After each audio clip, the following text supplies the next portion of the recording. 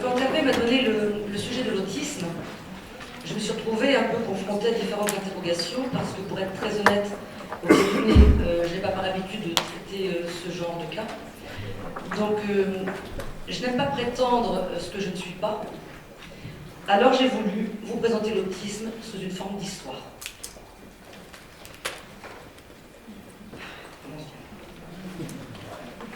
Et je vous ai écrit ce texte.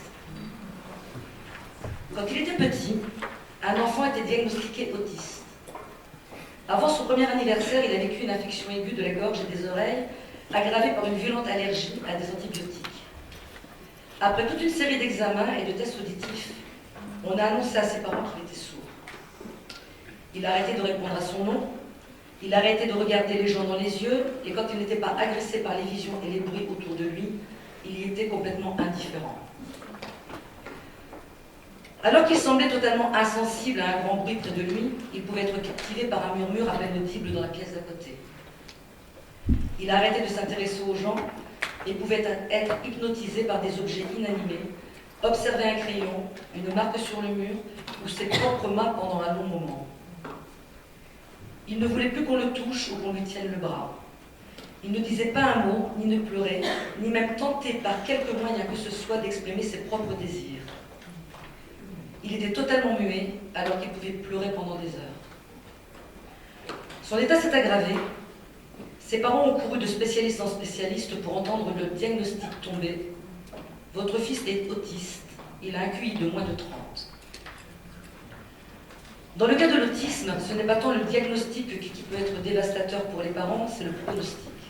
C'est-à-dire toutes ces choses que, de l'avis des médecins, le patient est et sera toujours incapable de faire.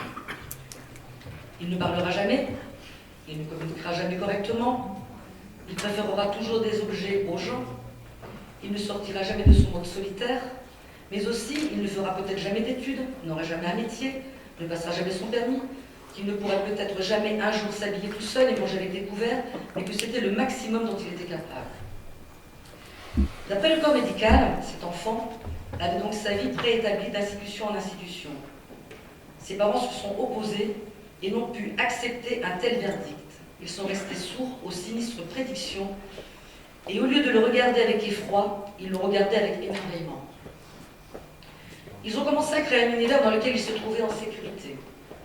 Ils n'ont pas essayé de le changer, mais de le comprendre, sans le brusquer, en lui donnant de l'affection et en instaurant un climat de sécurité. L'être humain a souvent tendance à vouloir changer autrui. Sa maman a commencé à instaurer un mimétisme.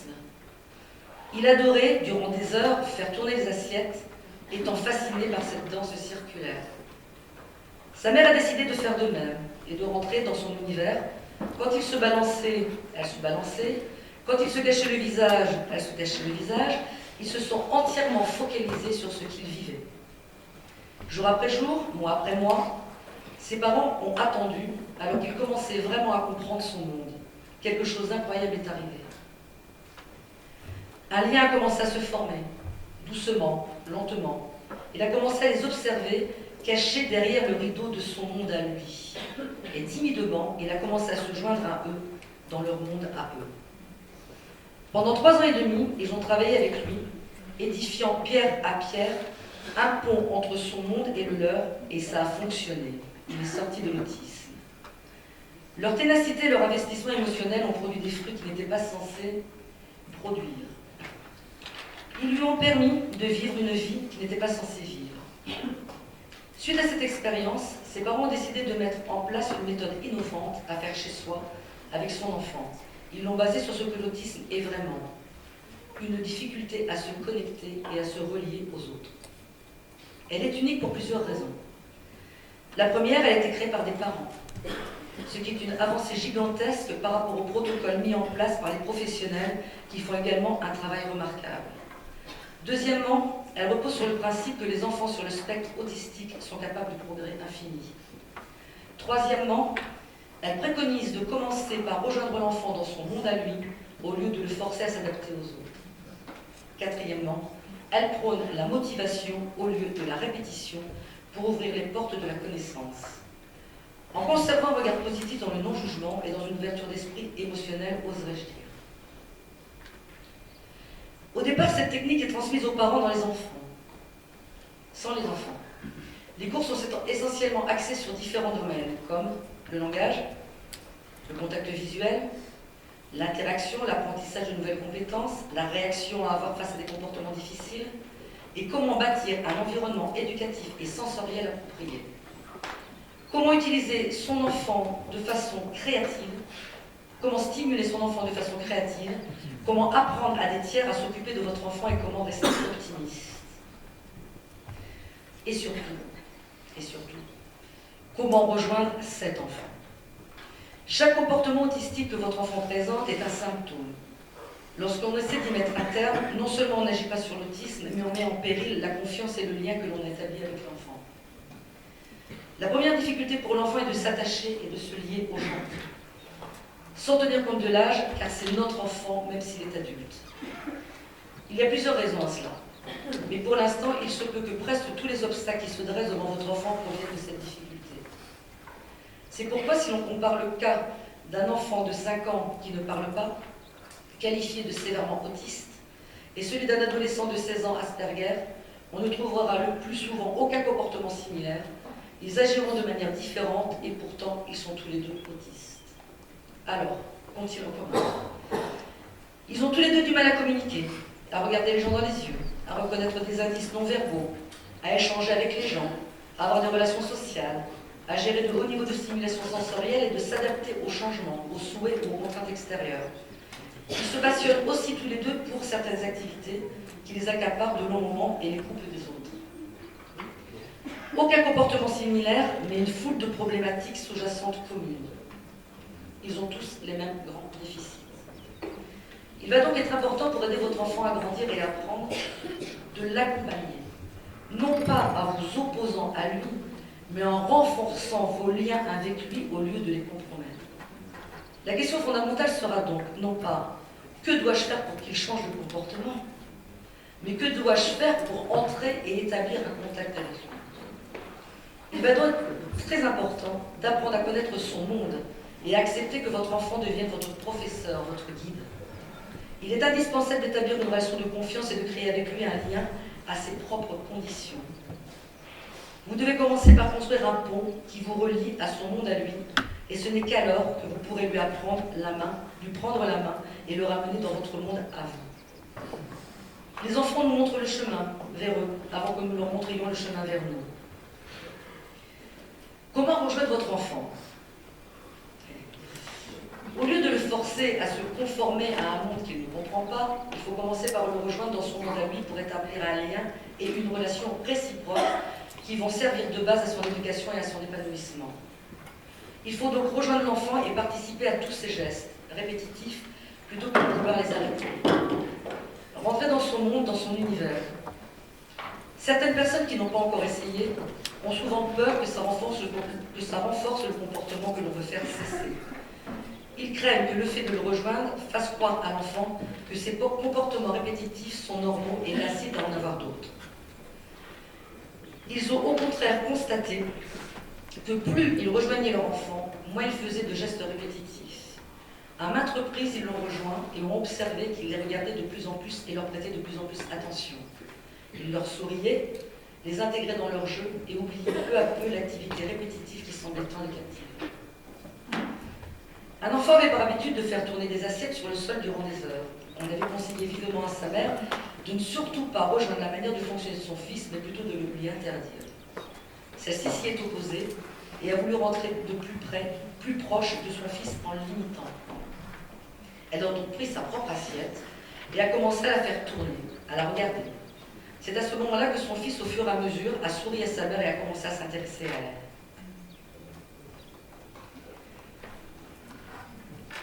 Il y a un exemple que je voulais vous donner,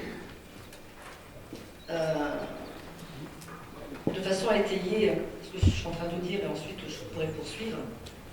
On va imaginer une chose. Un samedi matin, je suis épuisée de ma journée, de ma semaine, je suis complètement éreintée, j'en ai ras-le-bol, et je me dis je vais me prendre un bon livre et je vais aller m'asseoir en bord de mer pour déguster ce moment privilégié. Donc je m'assois tranquillement. Et là, un homme arrive. arrive vers moi en me disant mais monsieur, qu'est-ce que vous faites sur votre portable? Vous devriez venir avec moi à l'étage. Il y a un café, on pourrait vraiment le partager et discuter ensemble, je plaisante. Donc là, vous regardez bien évidemment la personne en disant mais qu'est-ce que veut cet individu? Ce qui est tout à fait normal. Deuxième cas de figure. Donc après, vous le regardez puis vous lui dites vous savez, quand on veut attirer l'attention, ça copie, on se met en hauteur et voilà, on attire l'attention. Ça, c'est le premier cas de figure. Et je termine donc en prenant le livre, parce que je me rends compte qu'en définitive, ce qui enferme entre guillemets l'individu, c'est le livre. Donc qu'est-ce que je fais? Je prends le livre et je le pousse à côté. Il y a de fortes chances que même si vous ayez beaucoup d'empathie, de gentillesse et de sympathie en vous, vous risquez d'avoir, je dirais, un émotionnel un petit peu réactivé. Autre cas de figure, même situation. Par contre là, plusieurs samedis de suite, je reviens vers cette personne qui est en train de lire le livre. Et je me rends compte que c'est le même livre que le mien. Je m'assois à côté d'elle. Donc là, la personne qui est effectivement, je dirais, très imprégnée de sa lecture, constate quand même d'un coup d'œil que l'air de rien, la couverture est la même. Le lien commence à se créer. Je m'en vais, je n'insiste pas. Et comme ça, plusieurs fois, je reviens. Qu'est-ce qui va se créer à un moment? À un moment, vous allez pouvoir beaucoup plus facilement rentrer en lien avec cet individu. Et là, la première chose que vous aurez proposée au départ, c'est-à-dire pourquoi pas d'aller marcher en bord de mer et d'aller boire un soda, un jus d'orange, un coca, peu importe. Et bien, si je le lui propose, il y a plus de chances pour que cette personne me dise oui. Voilà. Alors qu'au départ, ma demande était la même, mais simplement ma manière de procéder était complètement différente. Je continue. Je reprends mon fil. Donc, constatation dans les deux cas de figure, je finis par demander exactement la même chose, mais la façon de procéder est complètement différente. Dans le premier cas, je suis dans une logique, arrêtez de faire ce qui vous plaît et faites ce qui me plaît. Je n'ai pas l'intention de bâtir une relation avec vous et encore moins une relation de confiance. Dans le second cas, je passe beaucoup de temps à me lier vraiment à vous, avant de vous solliciter. De plus, je construis notre relation sur un centre d'intérêt commun. Ce concept est un concept très courant dans le domaine des relations humaines. Cela fait des milliers d'années que les hommes se rencontrent, se connectent autour d'un intérêt commun et de la notion de réciprocité. Le principe du « je vais vers toi et tu viens vers moi ». L'individu en tant qu'autiste a deux grosses difficultés. Ce ne sont pas les seules, mais ce sont les plus importantes. La première, il a du mal à déchiffrer et à comprendre les informations sensorielles. Cela signifie qu'il voit, qu'il entend, qu'il sent, qu'il goûte et qu'il perçoit les choses très différemment de vous ou de moi. Par exemple, quand il entend un bruit, il peut lui paraître moins fort ou juste différent de ce que nous entendons nous. L'oreille humaine est bombardée par un flot continu de bruit. L'une des principales tâches de notre cerveau est de filtrer les bruits sans intérêt et de mettre en avant les plus importants, comme ceux que vous dit votre compagnon ou votre ami. Pour votre enfant, tous ces bruits ont la même intensité. Cela ne marche pas exactement comme ça, mais c'est la description la plus précise que l'on puisse faire actuellement. Ainsi, quand vous lui dites de faire attention et d'écouter, sur quoi doit-il exactement se concentrer? Sur lesquels des 25 bruits est censé fixer son attention? On en déduit donc que votre enfant se réveille, prend son petit déjeuner, déjeune, puis se couche au milieu d'un aéroport bourré à craquer. Ce qui vous semble être votre salon, pour votre enfant, c'est un aéroport international. C'est pourquoi vous devez faire l'effort de voir le monde tel qu'il le voit. Le deuxième défi pour lui, c'est qu'il a du mal à reconnaître les schémas types ou les éléments réguliers. Cela veut dire que les événements qui vous paraissent prévisibles et compréhensifs dans une journée sont à ses yeux subis et aléatoires. C'est pour cela qu'il aime tant la familiarité et la routine. Si je viens vers vous en vous disant bonjour, la main tendue, vous sauriez spontanément que je viens vous saluer et que nous allons nous serrer la main. Vous savez comment ça marche et ce que vous devez faire. Pour votre enfant, dans la plupart des cas, je serai juste un type qui met la main en avant en ne sachant pas obligatoirement ce que cela signifie. Votre enfant vit dans un monde imprévisible, déconcertant et chaotique. Il est très difficile pour lui de respecter des règles qu'il ne comprend pas, et face à ce genre de situation, il aura tendance à se renfermer sur lui-même et à chercher à se protéger. En tant qu'être humain, on est attiré par ce qui nous est familier et ce que l'on peut contrôler. C'est la raison pour laquelle il est souvent difficile, entre parenthèses, de sortir de sa zone de confort. C'est exactement la réaction de votre enfant. En fait, il est si intelligent et si créatif qu'il va trouver un moyen de relever ces deux défis en même temps. Il a un comportement répétitif, Cela lui permet de se concentrer intensément sur une tâche pour pouvoir mieux s'isoler du bombardement sensoriel auquel il est soumis chaque jour. C'est la raison d'ailleurs, entre autres, pour laquelle certains individus méditent. Deuxièmement, en accomplissant encore et toujours le même geste d'une façon qu'il peut contrôler, votre enfant se crée en substance un îlot de prévisibilité dans un océan d'imprévus.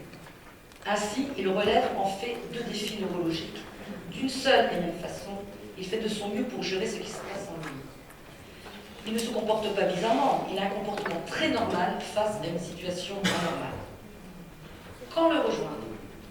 Il est important de le rejoindre quand il a un comportement répétitif et exclusif. Mais exclusif dans le sens où il exclut les autres et il s'exclut de son environnement. Il s'isole, il n'est qu'avec lui-même. Cependant, l'attitude que l'on adoptera pour rejoindre son enfant est capitale. Le but n'est pas de copier, d'imiter ou de reproduire ce que fait votre enfant, mais de rentrer en lien avec lui. Donc, de vous investir à lui, cela va vous permettre d'exprimer votre émotionnel qui vous lie à lui et il le ressentira. Il saura faire la différence entre quelqu'un qui le copie sans engouement à quelqu'un qui le fait avec cœur. Voici quelques éléments importants que je souhaiterais énoncer. Évitez de regarder fixement votre enfant.